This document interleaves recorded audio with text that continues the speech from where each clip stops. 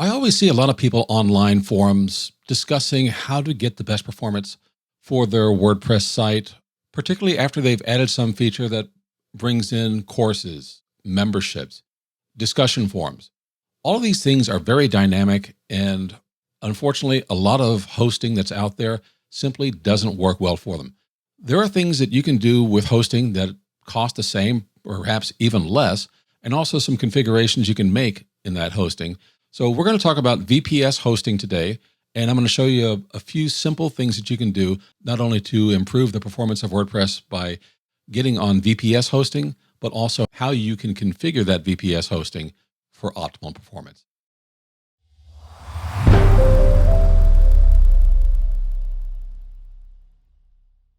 Hi, my name is William Beam. I am with Suburbia Press, and we like to help online entrepreneurs make the most of the technology so they can understand how to power their online business.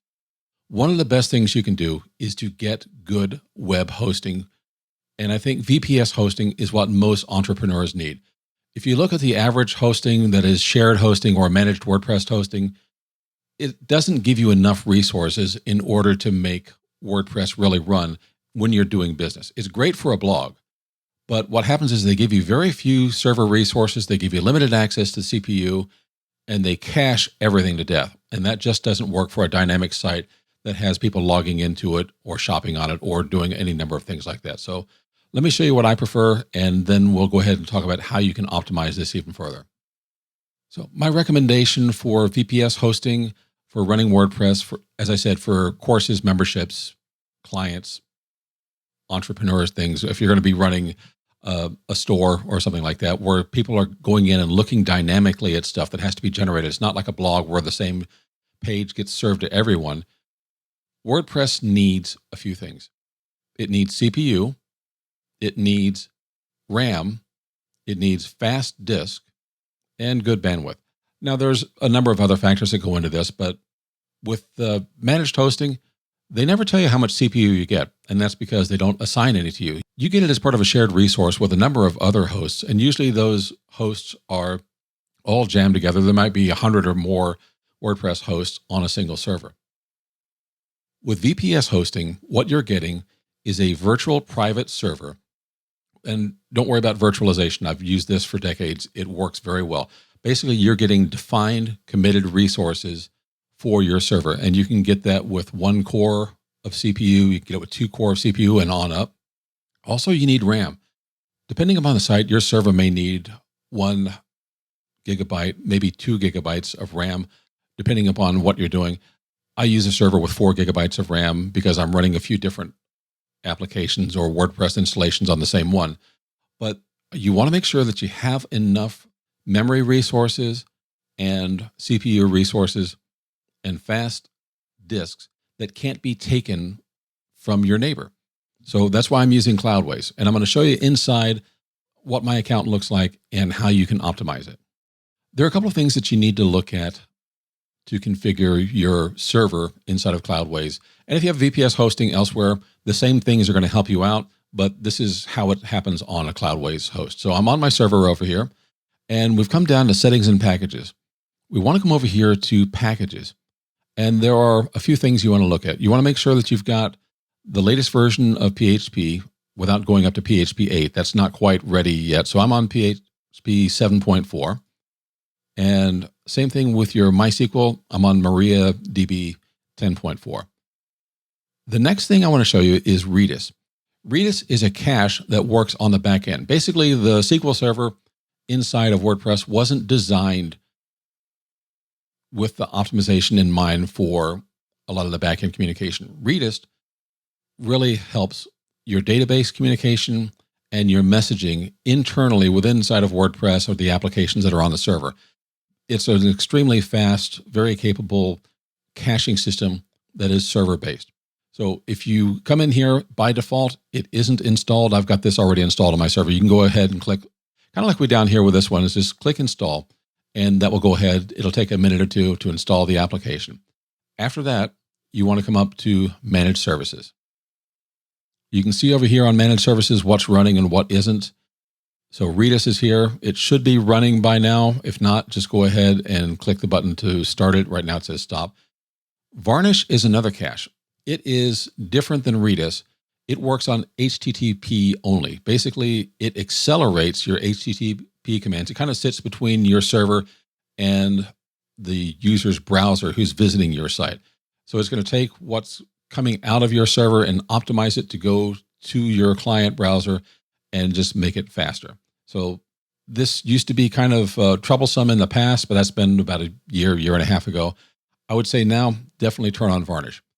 If you use WP Rocket on your website for caching, it will automatically recognize Varnish and enable that, and you'll be good to go. It'll give you the best performance that you can out of this. So between Redis and Varnish, that's where you're going to get your optimal performance from caching on your server side. But before Redis works, you have to do a little bit more work. Cloudways has a very nice article over here. You can see where it is, and I'll make sure I put a link to this in the description below. But you have to do a couple of things. First, you have to make some changes to your wp-config file, and these are the changes you need to make. So you've got to add this wp cache true statement, and you also have to add this salt section. So let me show you what that looks like. So I'm in my FTP program. If you don't want to use FTP, there are file management programs that you can download as a plugin inside of WordPress. But I'm going to go over here and I'm going to click on Edit in Transmit. We'll open this up. So there are a couple of things that we see here. This is where you want to put your WP cache true statement. It's right here at the top. And then you're going to have another section down here. Underneath this define, you're going to see some notes right over here. And this is where you're going to put in the required wp-salt. That's all you need to get Redis on your config file. Now, while I'm in here, there is one other thing that you want to add. This is going to help the admin section of your WordPress installation. By default, it has a limited amount of memory. You can expand that memory. So let's go ahead and put this command in. And this is the command, define WP max memory limit. So by default, you can see where it's set to 256. We're going to quadruple that. We're going to bring this up to 124. And you can add that here inside of your WP config file. And that's just going to give you better performance on the administrative side. If you've ever had your administrative side running very slowly and you don't know why, part of it is because you don't have enough RAM. Part of it is because you don't have enough CPU. And moving it over to VPS hosting really helps that out. But this is going to give you just a little bit extra oomph.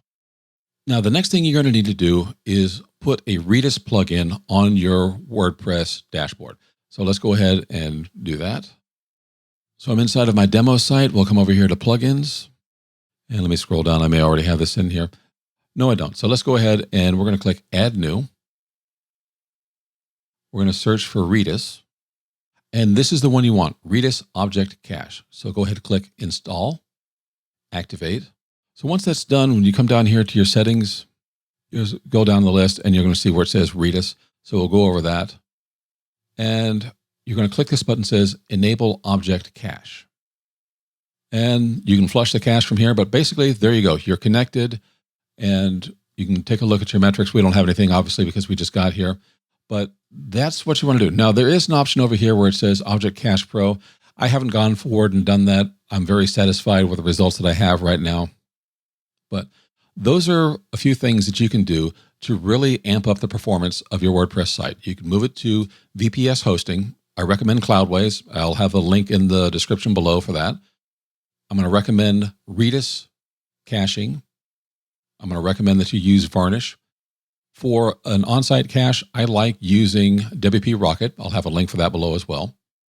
And of course, you want to go in and increase the memory. I'll put the line in there that you need, as well as the article that we talked about for the Redis cache things that you're going to put in your WP config file.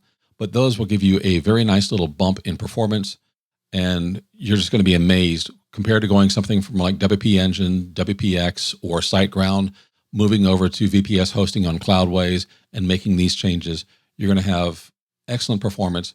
Your customers and clients are going to thank you, and I think you'll be much happier, and it's not really going to cost you any more money. In fact, it may cost you less. So keep in mind that those are affiliate links for some of the products I mentioned below. I'll get a small commission, but there's no extra cost to you. And I hope this has been very helpful to you. If you like this video, please go ahead, Click like. That tells YouTube we did something right. They'll share this with more folks. Please subscribe. We're trying to build our base here, and I'll have more videos coming out on tools and resources for entrepreneurs who are building their base online. And click the bell notification icon. That'll let you know when another video comes out. Thanks so much. We'll see you again in the next video.